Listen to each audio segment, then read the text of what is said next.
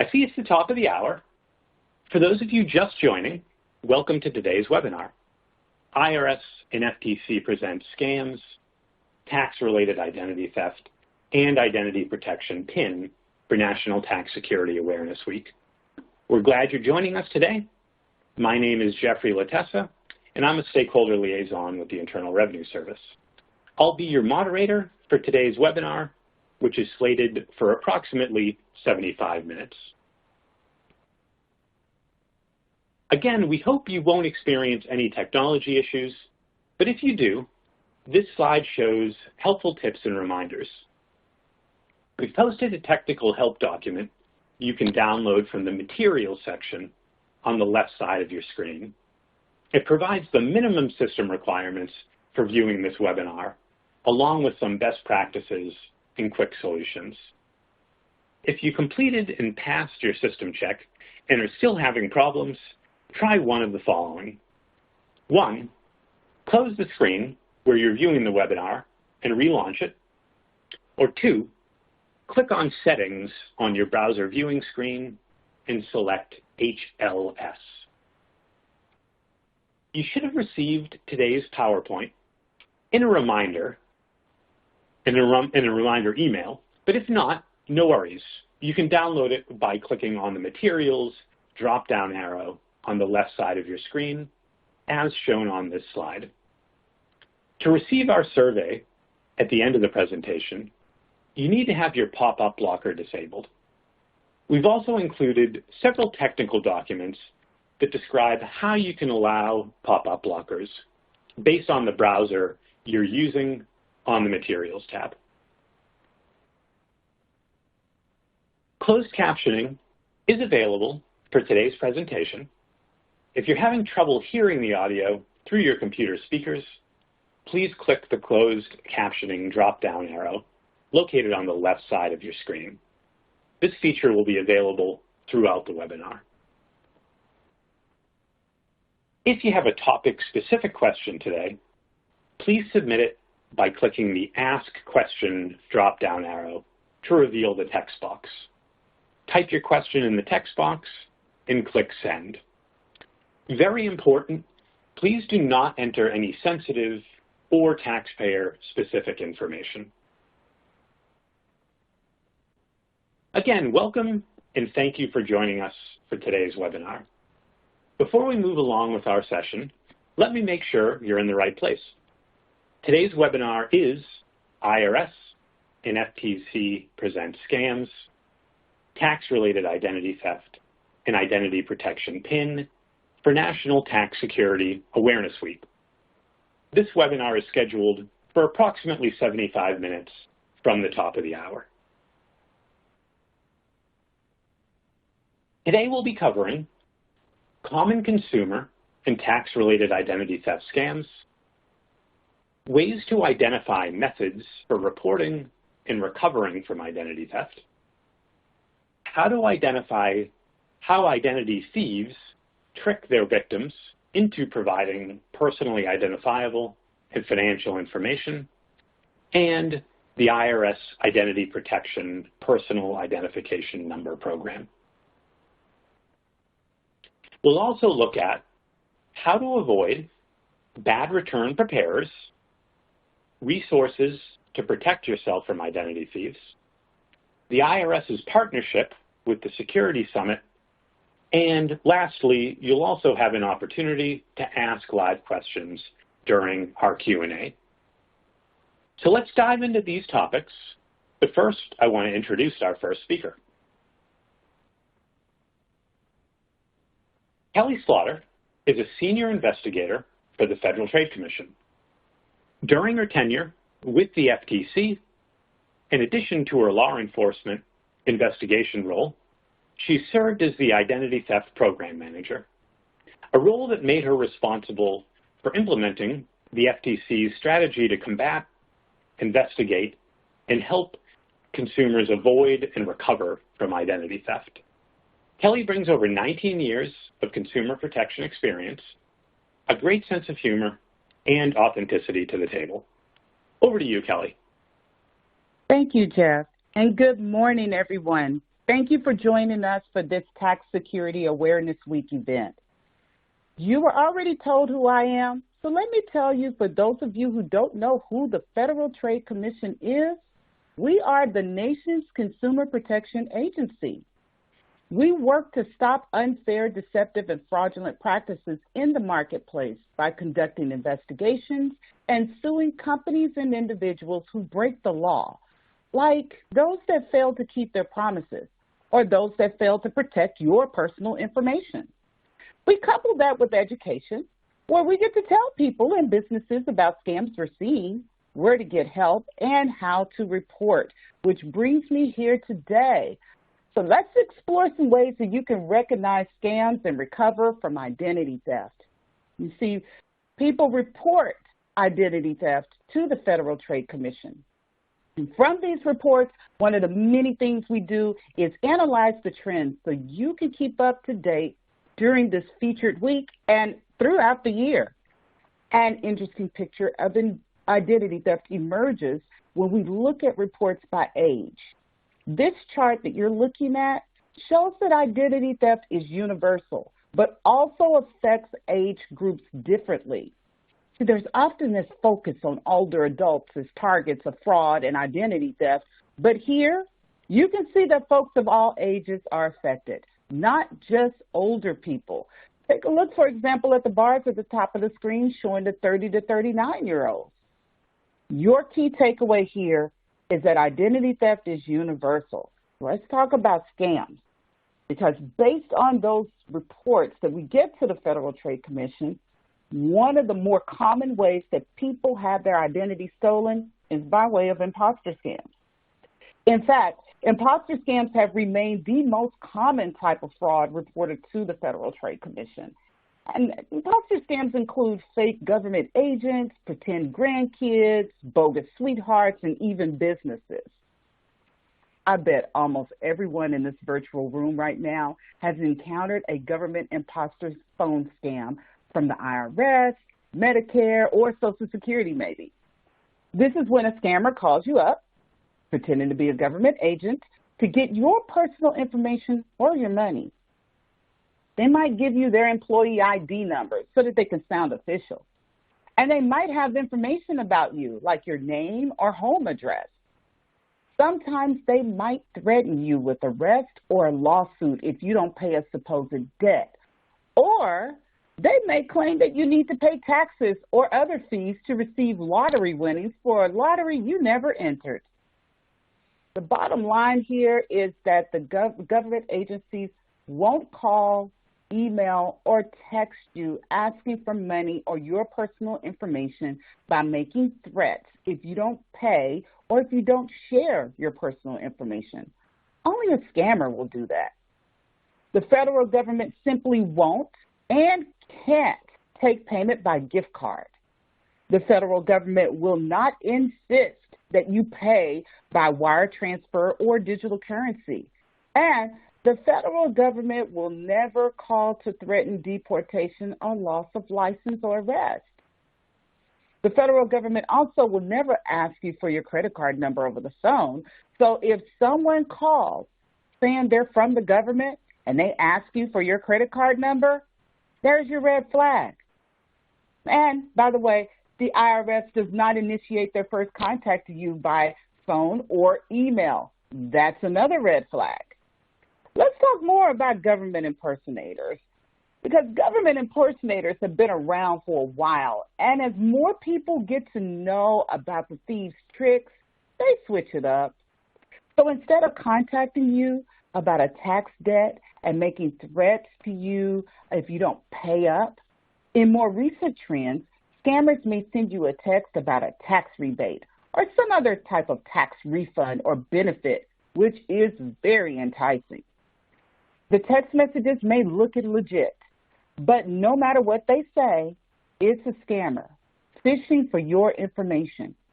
And if you click on the link to claim your refund, you're exposing yourself to identity theft or malware that the scammer could use to install on your phone. So if someone contacts you about a tax rebate or tax refund via text message, do not click on those links. In fact, never click on any links in unexpected text. Don't share personal information with anyone who contacts you out of the blue, and always use a website or a phone number that you know is real. Know that the IRS won't call, email, or text you on the first time that they reach out to contact you. They'll always start by sending you a letter. And if you want to confirm that it is the IRS, call them directly. Find the status of your pending refund on IRS official websites. Don't trust those text messages. Visit Where's My Refund? And then report these unsolicited texts or emails claiming to be the IRS. Simply forward a screenshot of the text or the email as an attachment to phishing@irs.gov. You spell phishing, phishing @irs.gov. Or you're welcome to report it to the FTC at reportfraud.ftc.gov. Now, if you've clicked one of these links in these text messages or emails and you shared personal information, you can report and recover at identitytheft.gov. I will tell you more about that process in just a moment. I want to cover another imposter scam that becomes very popular during the holidays since they're right up on us. Take a look at this one. You've probably seen these text messages before. And you know now that scammers keep their tactics up to date to keep up with these latest trends. So it's probably not surprising that they will send you a fake text message pretending to be a business you know in order to trick you into giving more of your personal information, such as your password, your account number, or your Social Security number. Scammers might say they've noticed some suspicious activity on your account, but they haven't. They may claim there's a problem with your payment information, but there isn't. Scammers might send you a notice of transaction that contains a link, such as this package delivery notification. They may even try to get you to click on links in emails and text messages by promising you something like a prize, a gift card, low interest rate, or help with your student loans. When you click these links, scammers will ask you for your personal information, like how much money you owe, how much you make, your banking or your credit card information, or even your Social Security number, in order for you to be able to pursue that offer or claim that gift that they've offered you. Or when you click a link to learn more about an issue on your bank account or to track that package you didn't order, some of these links might take you to a spoofed website that looks like the real one, but it isn't. And if you log in, the scammers might steal your username and password. And still sometimes these links might appear to be doing nothing at all, but in the background, they could be installing harmful malware to your phone that steals your personal or financial information without you realizing it. If they get this information, they could gain access to your email, your bank, and other accounts, or they could sell your information to other scammers. So please, remember that while real companies might communicate with you by email or text, legitimate companies will not email or text you a link to update your payment information. They will direct you to go to your account profile. In fact, the best practice is to go to the website that you know to be real to check your account profile for issues. You could also call a business directly to verify that they sent you a text or an email. Be sure to use your telephone number you know that is real, not the number attached to the text or the email. Again, never click on those links in those unexpected texts, and report unsolicited texts and emails claiming to be businesses or even the government to the Federal Trade Commission at reportfraud.ftc.gov. Now, I want to have a quick recap about how to avoid imposter scams because we did unpack quite a bit here already.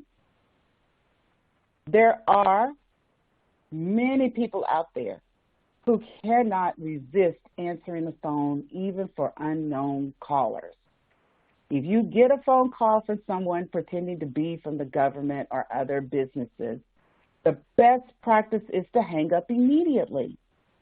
Don't engage with taunting banner because, unfortunately, AI is real, and scammers can record your voice and use it in another imposter scam, such as a family emergency scam. If you're unsure that you're speaking with a scammer, don't talk. Just listen to what they say to you closely. And remember what you learned here today.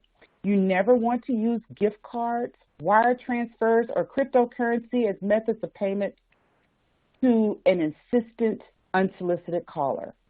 When you hear that those are your only payment options and that you must pay at that exact moment, hang up. No matter what your caller ID says, scammers can spoof caller ID, so it can't always be trusted. Again, hang up and call the government or the business at a telephone number you know to be real. Use your call blocking features on your phone. You may believe that your blocking features do not work, but they're working behind the scenes. So please click that report and block button on your phone to let the authorities know that you've received a scam call or text message. And if you happen to get these calls or text messages, we definitely want to know about it. Again, reportfraud.ftc.gov is where you go to report it. Let's talk briefly about what the FTC is doing about impersonators. To turn this old adage on its head, imitation is the insincerest form of falsity, especially when reported losses to impersonation scams topped $1.1 billion in 2023. After years of fighting back against scammers who impersonate government agencies and businesses, the Federal Trade Commission has successfully implemented a trade regulation rule that allows the FTC to file federal court cases seeking to get money back to injured consumers and civil penalties against rule violators. Now, just to be clear, government and business impersonation of this sort has always violated the FTC Act, but now there's a rule in place the FTC can seek consumer redress and civil penalties, powerful tools that hit scammers where it hurts, in the wallet. Now, I'm sure business owners listening today are celebrating this development because the rule doesn't just prohibit false claims of government affiliation. It also makes it illegal to misrepresent an affiliation with, including endorsement or sponsorship by a business, a provision that addresses those scammers who use your company name to rip off consumers. Now that we have stronger tools to combat impersonation scams, we need your help. Please report if you spot an impersonation scam. Report it at reportfraud.ftc.gov. And business owners and tax preparers, while I have your attention, let's talk about a way that your business can promote security awareness. A simple way that your business can be part of the solution is not to be part of the problem. Don't collect personal information if you don't have a genuine business need. Safely store what you must maintain and dispose of it securely when the business need passes. The FTC has guidance for companies, including cybersecurity resources for small businesses. To help you safeguard consumer data, it is located at ftc.gov/business-guidance. Please take note of this site and utilize the website. It will define the standards for safeguarding customer information as detailed in federal statute. Customer information in your possession may include personally identifiable financial information that is not publicly available. There are specific rules for you to protect it. I know that at least one person in this virtual room right now just looked at this slide and thought, oh, that's for financial institutions. But let's look a little bit more closely at what the safeguards rule defines, how the safeguard rule defines financial institutions. Financial institution is defined broadly, which means that the safeguards rule may be applicable to businesses that don't normally think of themselves as financial institutions. The safeguards rule is applicable to all businesses, regardless of size, that are significantly engaged in providing financial products or services, such as tax preparation services. The rule lays out additional factors to consider, but overall, covered businesses must have measures in place to ensure the security and confidentiality of customer information, including names, addresses, phone numbers, bank and credit card numbers, income and credit history, social security numbers, and the list goes on. I want to highlight a few things a covered business must do under the safeguards rule. Because although the new safeguard rules has more specific requirements than the previous rule, it still provides financial institutions the flexibility to design an information security program appropriate to the size and complexity of the financial institution, the nature and scope of your activities, and the sensitivity of any customer information at issue.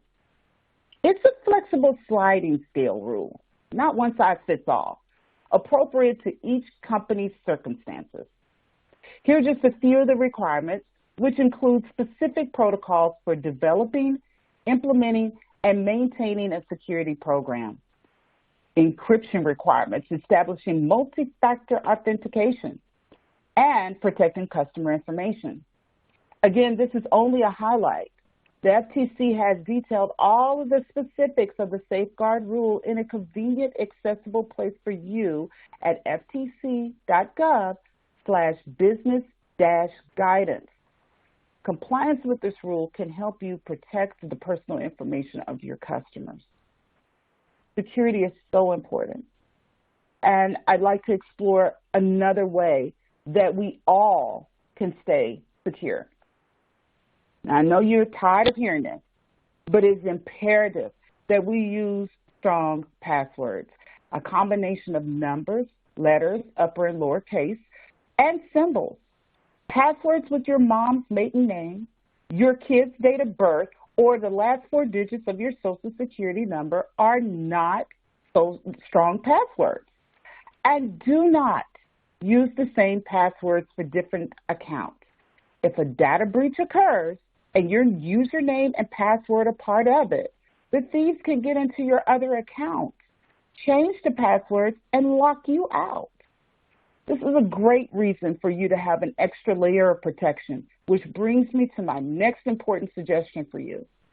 Use multi-factor authentication when it is an option, particularly for your financial accounts and email and social media accounts.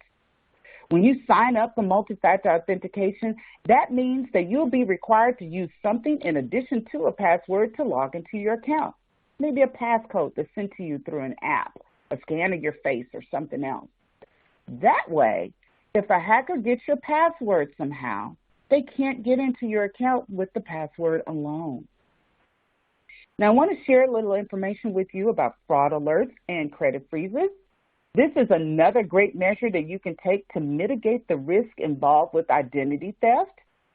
Actually, fraud alerts and credit freezes can be used to help you both avoid and recover from identity theft.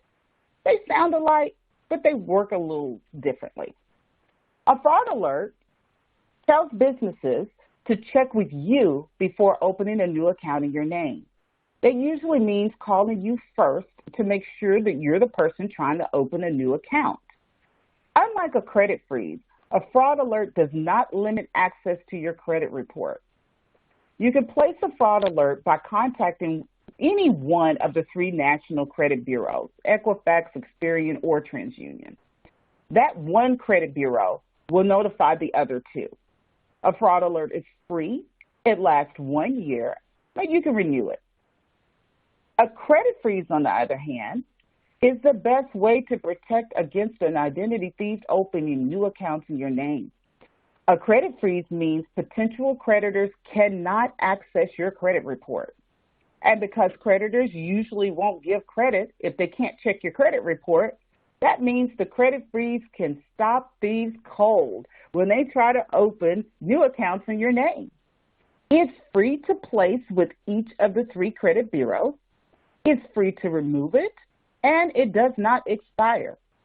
You can place a credit freeze even if you have never experienced identity theft. You can even do this for your kids and incapacitated adults. Don't let the freeze part worry you.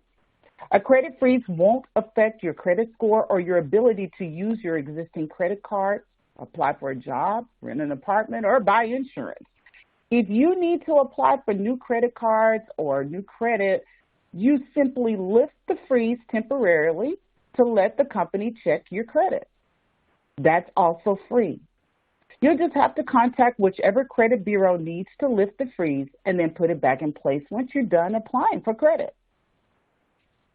Your personal situation will determine which of these is right for you, but you may want to think about a credit freeze if your Social Security number or other information has been exposed in a data breach or misused by identity thieves.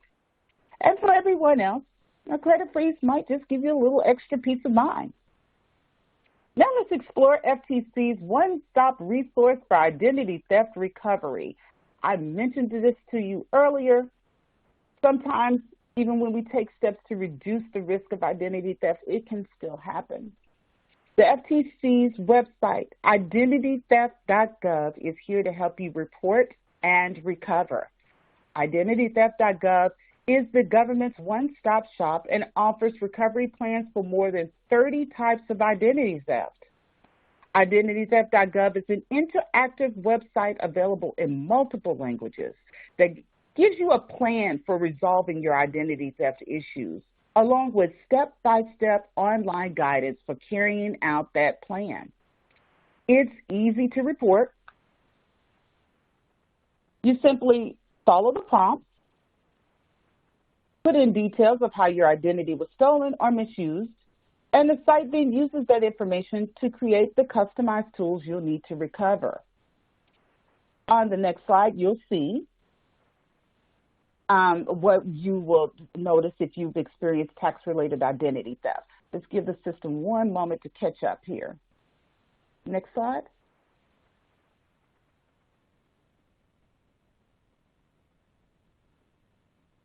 Okay, it looks like it may be frozen, but I'll tell you what you'll see when we can get the slide to advance. There are 6 quick steps that will help you to report and recover from tax-related identity theft. You'll get an identity theft report. It's a really important piece to your recovery. It's a sworn statement that you can use, there it is, in place of a police report, and in most cases, to clear your credit records of transactions that resulted from identity theft. FTC makes your identity theft report available to law enforcement agencies investigating identity theft crimes. You will also have created your IRS Form 14039. IdentityTheft.gov streamlines the reporting process if you experience tax identity theft. Thanks to a joint initiative between the FTC and the IRS, you can go to IdentityTheft.gov to report tax identity theft directly to the IRS. In fact, it is the only way to file an IRS identity theft affidavit online. And more importantly, submitting the affidavit to the IRS electronically ensures that it gets to the IRS quickly and securely. Therefore, it speeds up the process for the IRS to start resolving your tax identity theft case. And after you have your identity theft report and submit your IRS identity theft affidavit electronically, you will also get a recovery plan. Let's take a look at a tax-related identity theft recovery plan. A recovery plan has step-by-step instructions for carrying out the recovery process. Each line in orange accordions out to offer detailed advice about how to carry out that particular step, including links to the credit bureaus and others that you may need to contact. You can create a secure personal account so that you can return to the website at any time to update your plan, track your recovery progress with a checklist, and follow up reminders, and to get customized pre-filled letters that you can send to credit agencies, debt collectors, and businesses to help resolve the identity theft issue. As you can see on the right-hand side of the screen, the system even reminds you that you've submitted your IRS identity theft affidavit, and it gives you the date it was submitted. Now, of course, we've made the recovery plan available without you having to create an account. But for you to get the full benefit of the website, you would need to create an account. Let's talk about how you can share the information you learned today, which is really, really important, because sharing what you learned today helps protect someone you know, so we do not copyright our material. We want you to download our resources from the website and put your logo on it to share with others. We even offer our consumer education in multiple languages. So feel free to copy the information into your community letters, or we also make some of our resources available in print. The photo on the screen you see here are just a few of the resources that are available to order in bulk for free at ftc.gov/bulk order. Shipping is free too. Our available publications include these brief identity theft guides pictured on the right of your screen that let people know what to do right away if they experience identity theft, and lets them know about identitytheft.gov. There are also materials especially designed to help small businesses with protecting personal information and avoiding scams that target businesses. There's also two other resources I want to tell you about that are online to help you stay in the know. At consumer.ftc.gov, you can learn more about things like getting and checking your credit report. There's also information about scams and identity theft. Then you can sign up for our blog to receive up-to-date consumer alerts regarding new trends and our casework at ftc.gov/consumer alerts. Please make note of these sites and be sure to share them with your friends, your family, your customers, and your community. Back to you, Jeff. Thanks, Kelly, for your excellent presentation on identity theft. Let me introduce our next speaker for the second half of today's presentation. Stacia Duffy is a stakeholder liaison in our Communications and Liaison Division in Las Vegas. As a liaison, Stacia works with small business organizations and community-based organizations to provide information they can share to ensure compliance with the tax laws. Prior to joining the IRS, she served multiple years in the public accounting sector, preparing individual and corporate tax returns. She worked in the private industry in land management, media, and fuel. Affiliations include the National Association of Enrolled Agents and the National Association of Tax Professionals. She holds a bachelor's degree in accounting from the University of Montevallo. In her free time, she enjoys traveling and spending time outdoors with her family. Join us in welcoming Stacia to the IRS webinar team, and it's all yours, Stacia. Thank you, Jeff. I'd like to pick up on Kelly's remarks and speak for a few minutes on scams and fraud, specifically related to tax administration. Fighting fraud is a continuous activity for the IRS, primarily because scammers evolve as technology evolves. We focus on prevention, and we're constantly working with our partners to provide information that helps taxpayers recognize and avoid scams. So let's dive in and get started. Tax-related identity theft started out as a petty crime, perpetrated by unorganized criminals and dishonest return preparers. But it's evolved into a major enterprise funded by highly technical national and international crime syndicates.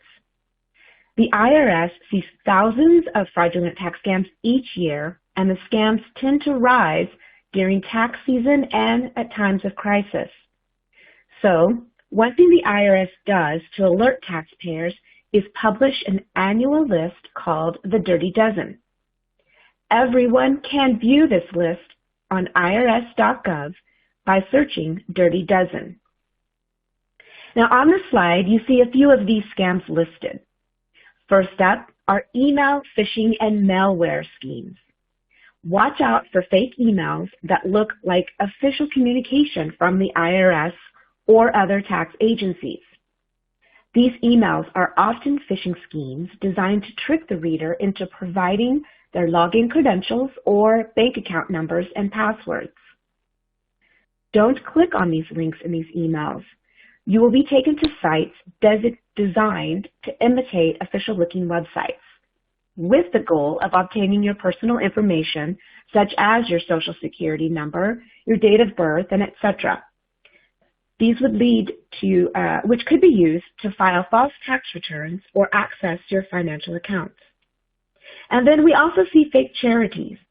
Criminals frequently exploit natural disasters and other situations like the current pandemic. They set up fake charities to trick people into making donations or provide their personal financial information. Threatening phone calls are another one to watch for.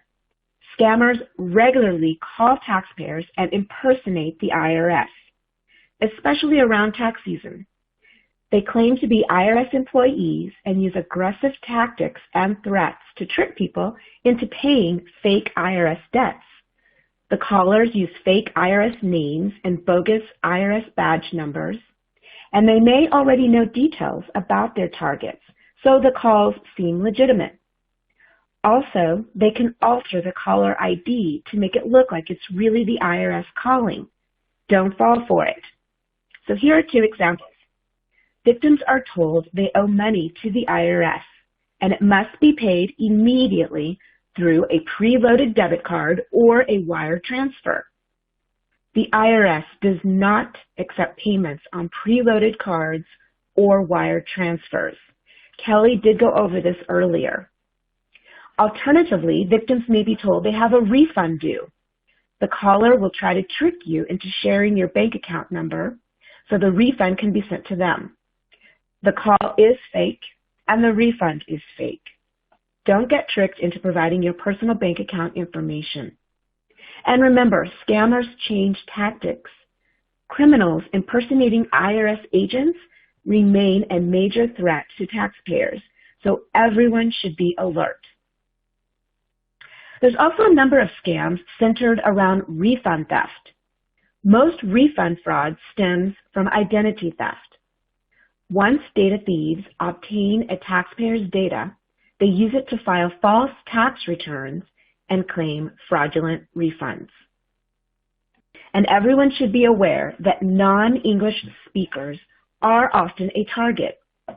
IRS impersonators and other scammers target groups with limited English proficiency based on foreign-sounding last names.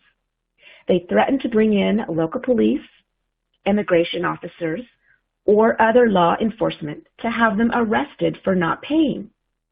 And finally, we have bad return preparers. Dishonest preparers pop up every filing season. They promise inflated refunds by claiming fake tax credits like education credits or the Earned Income Tax Credit. You can go to irs.gov and search for Return Preparer Directory for tips for choosing a qualified tax return preparer.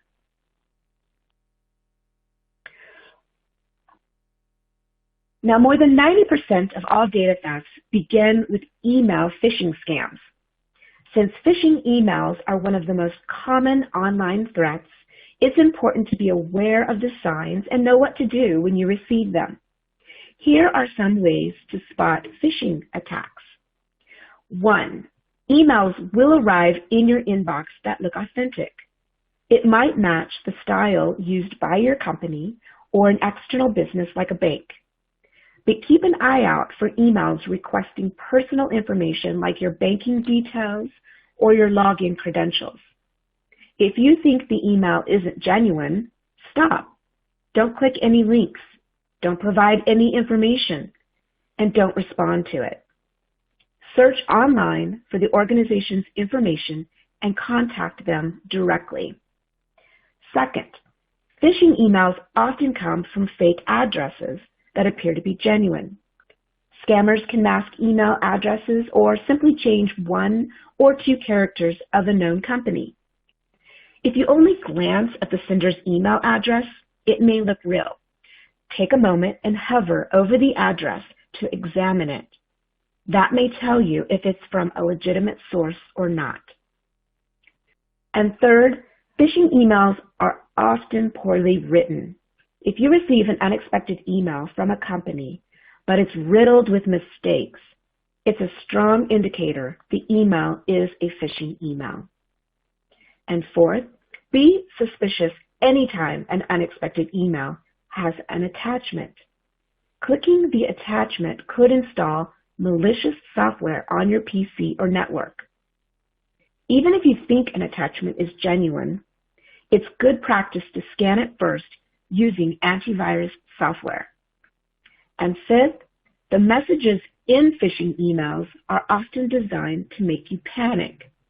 For example, the email may claim that your account was compromised and you need to provide your username and password to verify your account. This is a common tactic, and it works because you're more likely to respond quickly without thinking if the situation seems urgent. Again, stop, think twice before responding. If you're unsure, contact the company directly to see if it's a legitimate message. Now, here are some things to know about the IRS in general. The IRS doesn't initiate contact with taxpayers by email, text messages, or social media. We initiate most contacts through regular mail delivered by the United States Postal Service. However, there are special circumstances in which the IRS will call or come to a home or business. For example, IRS revenue officers and revenue agents do make in-person visits at taxpayers' homes or businesses. But even in those situations, taxpayers will generally have received several letters or notices from the IRS in the mail before they're contacted in person. Also, the IRS won't threaten to bring in local police, immigration officers, or other law enforcement to have you arrested for not paying. The IRS can't revoke your driver's license, business licenses, or immigration status. Threats like these are common tactics used by scam artists to trick victims. The IRS will never ask you to make a payment using a prepaid debit card, gift card, or a wire transfer. And finally, the service will never call or email you asking for your user IDs and passwords. Now, I would like to discuss some of the signs of tax-related identity theft. Now, I talked about some of the common ways a taxpayer's identity could be compromised, but what can scammers do with their name, address, and your taxpayer identification number once they get it with respect to the IRS? The most common thing they do is try to electronically file a fraudulent refund return before you file your own return. Now, in most cases, the legitimate owner of the Social Security number will be unaware of a tax-related identity theft until they electronically file their own return, and it rejects because the IRS system already shows a return filed for that Social Security number. Now, if you're unable to file electronically because someone else has already filed under your taxpayer identification number, you'll need to mail your return to the IRS and attach Form 14039, Identity Theft Affidavit. This form is available at irs.gov. The IRS will then place your case into the Identity Theft Victim Assistance Program. Research and resolve the case, verify your identity, and issue any legitimate refund, and place you in the Identity Protection Personal Identification Number Program. Now, the IRS also identifies returns that could potentially be fraudulent returns. If the IRS believes a return is fraudulent and you could potentially be a victim of identity theft, we will send a letter advising that we have a questionable return with your identifying information on it. The letter will ask if the return is yours. If it is your return, we'll ask you to verify your identity by phone, online, or in person. The degree of risk determines the method you will use to verify your identity. Now, upon verification, we'll release the legitimate tax refund. If you advise us that the return isn't yours, we'll clear out your tax account so that we'll be able to accept a paper return. In this case, there would be no need to file the identity theft affidavit because we already know you're a victim. Now, to continue, you may receive a notice stating you owe additional tax, or collection action may have been taken for a year that you didn't file a tax return. This is another sign of identity theft, and you should immediately respond using the contact information on the notice. Now, there are instances where fraudsters will use your Social Security number with employers in order to obtain jobs. Or they may apply for and receive taxable benefits like unemployment compensation from a government agency. The employer or agency reports the income or taxable benefits to the IRS. We compare it to your filed return and send you a notice for additional taxes due because the income appears unreported. Again, you should immediately respond using the contact information on the notice. You should also notify the employer or agency that issued the information return and explain that someone stole your identity and that you don't work for the employer or you didn't apply for the benefits. Now, if someone receives emails from anyone, including IRS imposters, asking for personal information, such as your Social Security number, your banking information, or your birth date, the message should be forwarded to phishing@irs.gov. Also, if you're a victim of identity theft, you can use the Federal Trade Commission's one-stop resource for identity theft reporting and recovery at www.identitytheft.gov. If a taxpayer experiences a theft of a tax refund, either by direct theft or due to a scam, such as an IRS imposter by phone, they should contact the Treasury Department's Inspector General Office. Next, I'm going to talk about a few examples of IRS scams that we see. IRS phishing emails usually promise a tax refund or claim the IRS made a mistake in your favor, often using an urgent tone to pressure you into acting quickly. Clicking a link in these emails can expose your device to malware or send you to a fake website asking you to enter your personal details, like your Social Security number. To protect yourself from tax identity theft, don't click links in supposed tax-related emails that you aren't expecting, or reply to suspicious emails. The IRS usually communicates by mail and will never ask for personal information via email. Now, one of the very first tax pro data breaches that was committed was by a Bulgarian citizen, Vanyo Minkov. Now, Minkov broke into the tax software of at least 4 U.S.-based tax professionals, resulting in approximately $56 million in monetary losses, and of course, wreaking havoc in their lives and in their tax practices. Minkov eventually did plead guilty, and he was sentenced to 46 months in prison for his role in this theft. Now, the following are going to be images of 5 data breach notification letters that were received by a single IRS employee between June 2023 and August of 2024. Now remember, these are 5 incidences from 5 different entities compromising the information of a single person over a 15-month period. This is a letter that was received by an IRS employee in June of 2023, notifying her that her information had been compromised as part of a data breach, and the actions that she should take to mitigate any potential issues or losses. TransServe is the entity that oversees the federal government transit benefit program. Now, this is another letter that was received by that same IRS employee in February of 2024 from Prospect Medical Holdings.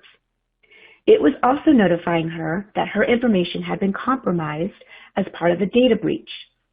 Prospect Medical Holdings is an entity that provides administrative support to health insurance companies. And here we see the third letter that was received by that same IRS employee in February of 2024, notifying her that her information had been compromised as part of a data breach. Loan Depot is a California-based retail mortgage lender. Another letter received in July of 2024, notifying her that her information had been compromised as part of a data breach. Ticketmaster is a company that oversees retail sales of large-scale entertainment events such as concerts. And last but not least is the 5th letter that was received by that same individual in August of 2024, also notifying her that her information had been compromised as part of a data breach. Change Healthcare is an entity that provides administrative support to doctors, insurance, and health-related companies. And I just want to remind you that these 5 data breach letters were received by one individual over a 15-month period. Now, during the Federal Trade Commission Identity Theft Awareness Week, the IRS encourages individuals, businesses, and tax professionals to secure their sensitive financial data. And with that in mind, let's talk about the Identity Protection PIN, also called the IP PIN. An IP PIN is a 6-digit number that prevents someone else from filing a tax return using your Social Security number or your individual taxpayer identification number.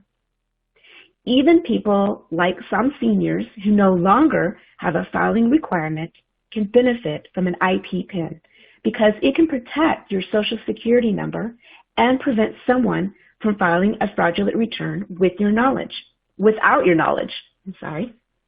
Now, if you have an IP PIN, it must be entered on your tax returns, and it must be entered correctly. Whether you file electronically or by paper, the system will reject your return without the correct IP PIN. The good news is it will also reject any fraudulent returns using your Social Security number. Any paper returns filed without your correct IP PIN will undergo additional scrutiny, and any fraudulent returns will be removed from your account. The IRS will verify that the return is yours and continue to process it. So how can taxpayers prevent scammers from filing false refund returns with stolen information? Now, for the last 10 years or so, the IRS has provided identity protection PINs. Effective in January of 2021, the service started allowing taxpayers nationwide to opt in to the IP PIN program, and we hope that you do. The IP PIN is known only to the taxpayer, who can provide it to their tax preparer and the IRS. It changes every year, and each January, taxpayers get a new IP PIN valid for the calendar year. The taxpayer or their trusted tax preparer simply enters the 6-digit number when prompted by the tax preparation software or on the signature line for a paper return. Now I'm going to share important reminders and tips for the IP PIN. If you are a confirmed victim of ID theft, the IRS will mail you a CP01A notice with your new IP PIN each year. If the taxpayer opts into the IP PIN program through the online tool, they must go to irs.gov beginning January of each year to get a new IP PIN for filing in the current calendar year. And you will need to enter that IP PIN to avoid processing delays or rejections of your tax returns. Also, never share your IP PIN with anyone other than your tax preparer. The best way to enroll is using the online platform. However, if you're unable to enroll online, consider enrolling by mail using Form 15227, Application for an IP PIN, or schedule an in-person meeting at a local taxpayer assistance office. All taxpayers, including any dependents, should keep their addresses up to date, especially if you have an IP PIN. To update an address, you would file Form 8822, Change of Address. Now, to find additional information about the IP PIN, you can go to irs.gov, and in the search box, you would type in Identity Protection PIN. Now, I want to strongly reiterate that no one will call, email, or text, certainly not the IRS, to request a taxpayer's IP PIN. Thieves try very hard to get taxpayers' IP PINs, so taxpayers must keep them secure. And that is why it is very important not to share your IP PIN with anyone but your trusted tax preparer. Now, if a taxpayer forgets or loses their IP PIN, they can always use the online tool to recover it. If the IP PIN is obtained by paper application, the taxpayer will be mailed a new IP PIN around December to use in the next calendar year. So in this scenario, taxpayers should remember to update their addresses with the IRS if they move, using again that Form 8822. Now, as I mentioned earlier, the IRS receives reports of dishonest or questionable return preparers every year. Sometimes these are simply tax preparers who don't understand taxes, but we also see preparers who mislead people into taking credits or deductions they're not entitled to, and some that commit outright fraud and identity theft. That's why bad return preparers were on the IRS Dirty Dozen list in 2024. Now, the slide here shows some indications that a tax return preparer may not be honest or legitimate. And one thing to remember is that all return preparers are legally required to register with the IRS for a Preparer Tax Identification Number, also known as a PTIN. And they are required to include that PTIN and sign the returns they prepare as a paid preparer. So when you're choosing a tax preparer, ask if they will be signing the tax return as the preparer and ask for proof of their PTIN. If they won't sign the tax return as the paid preparer or won't provide their PTIN, they may be someone that we call a ghost preparer, which is someone who is not following the rules. Now, here are some additional indicators to watch out for. Remember, not signing a return is a red flag. You should stop and go to irs.gov and search how to choose a return preparer for tips and tools that'll help you select a good return preparer. You can also report a questionable prepare to the IRS using Form 14157, Tax Return Prepare Complaint. And because this is so important, I would like to reiterate Kelly's tips for preventing online identity theft. First, don't respond to emails that ask for your personal or financial information or click on any links within these emails. Next, you should always use reputable and up-to-date antivirus or anti-spyware software, and also use the latest version web browser. Also, change your passwords often and keep them safe. Select tough questions to verify accounts, and be sure to back up critical personal information on external media. Also, limit the amount of personal information that you make available when using social networks. Nothing is more enticing to a thief than knowing that you will be going on vacation out of state with your family for a few weeks. And ensure that you have the appropriate privacy settings to help prevent social engineering. You can visit onguardonline.gov or irs.gov/ID theft and staysafeonline.org for more great information on protecting yourself against identity theft. Now, to conclude, I'd like everyone to know that here at the IRS, we take the issue of identity theft very seriously, not only to protect the revenue, but to protect the tax-paying public as well. Now, at the outset, I mentioned that the IRS works with partners to develop identity protection strategies and technologies to prevent refund fraud.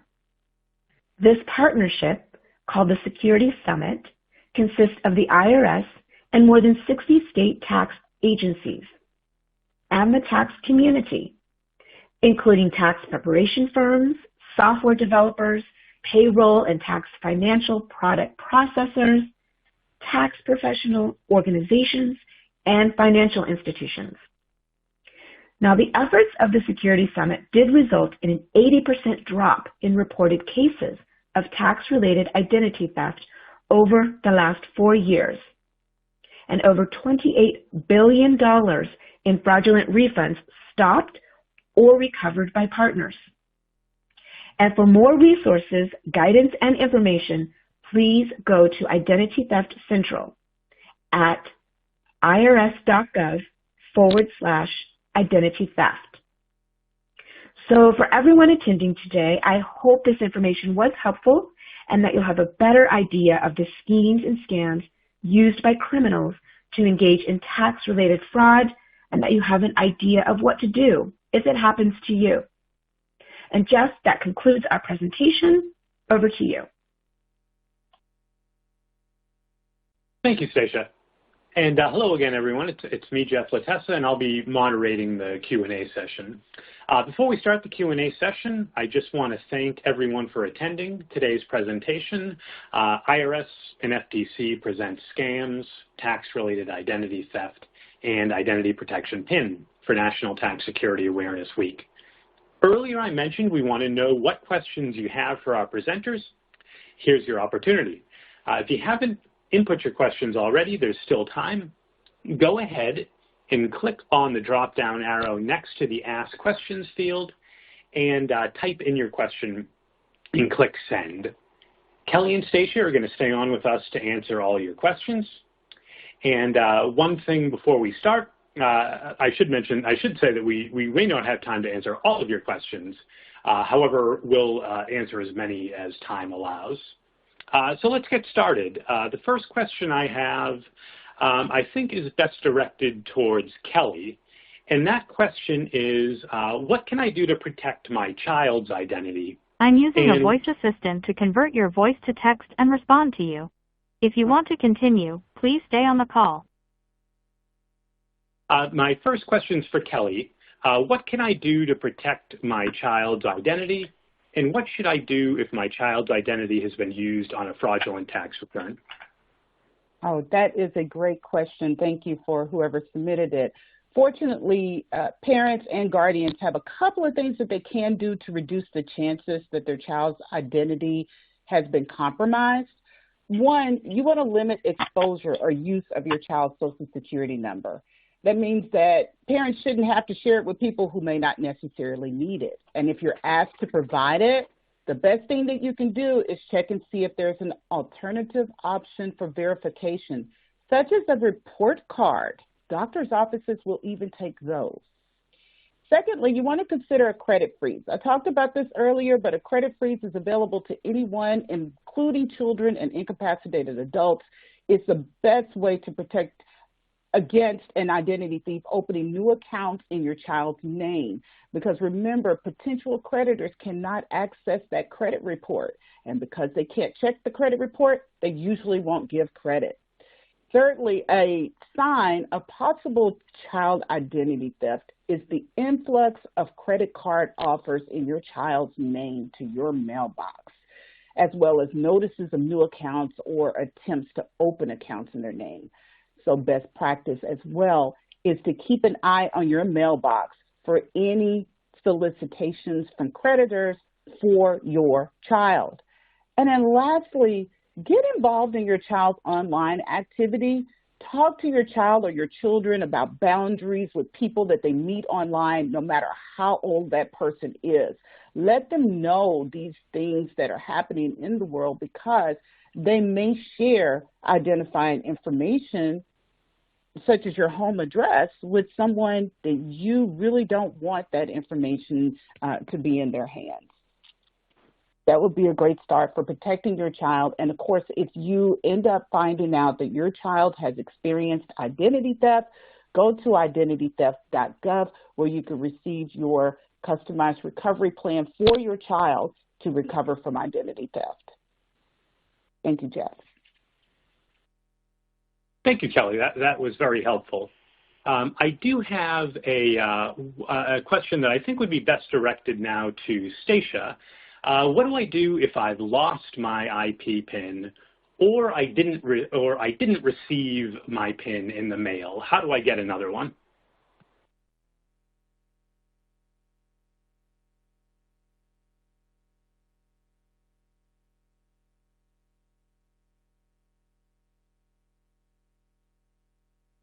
Okay, maybe I'll ask another question for Kelly. Oh, I'm sorry.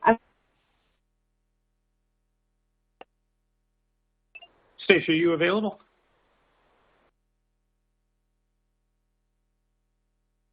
Okay, Kelly, I've got another question for you. I think this would be best geared towards you. Is credit monitoring worth the money? I've had that question come up before. There's some great credit monitoring services out there that will alert you to changes involving your credit report. However, keep in mind that credit monitoring is a reactive resource. We've given you two options today to choose from that are absolutely free, that are proactive approaches to protecting your credit. The fraud alert alerts you before an account was opened by a phone call coming to you. A credit freeze actually stops your credit report from being accessed without you lifting that freeze. Again, both of these options are free to you, and they're proactive. Which one is best for you depends on your situation. The main takeaway here is to remember that credit monitoring services respond after the dirty deed has been done. Back to you, Jeff. Thank you, Kelly. Let's do at least one more question. This, again, I think would also be best geared towards you. How can I know if I have been a victim of identity theft? Oh, okay. That's a great question, too. One of the most important things that you can do to know if you've been a victim of identity theft is to consistently check your credit reports. They can often give you indications that someone may be shopping your name. If you look down at inquiries, or if your new accounts have been opened in your name, you can address those issues. And the wonderful thing that we have in our pocket now is that as of October 23rd, the 3 national credit reporting agencies, Equifax, Experian, and TransUnion, have permanently extended a program that lets you check your credit report at each of the agencies once a week for free. The way you access your free credit report is go to annualcreditreport.com to request those free copies of your credit report. And again, you can do it weekly for all 3 credit bureaus. We highly suggest that you make it a best practice to check all 3 credit bureaus because sometimes they can have slightly different information. There are steps at our website that will help you walk through knowing what to look for when you look at those credit reports. Please visit us at consumer.ftc.gov. Thank you, Jeff. Thanks, Kelly. And I think that's all the time we have now for questions. I want to thank Kelly and Stacia for sharing their knowledge and expertise and for answering the number of questions that we were able to get through. Before we close the Q&A session, Kelly, what key points do you have that you want the attendees to remember from today's webinar? Well, thanks for asking, Jeff. We unpacked quite a bit of information for you today, but I'm happy to know that you have learned how to spot those scammers. You recognize that scammers will contact you out of the blue using tactics to gain your trust, trigger your emotional response, and ignite a sense of urgency in you to act by giving them your money or sharing your personal information. You know now that they will ask you to use unconventional payment methods such as gift cards, wire transfers, and cryptocurrency. And the best part is that you have the resources to go to stop that. Go to the source before sharing your information or sending your money. Verify by calling or contacting that business or government entity. You know, too, that you can report these issues to the Federal Trade Commission at reportfraud.ftc.gov. And of course, you have those tools that you need should you experience identity theft. Reach out to us at identitytheft.gov and consider that credit freeze or the fraud report to help protect your family and your children. Back to you, Jeff. Thank you, Kelly. Stacia, what key points do you have for our attendees? Yes. Hi, Jeff. A few key points that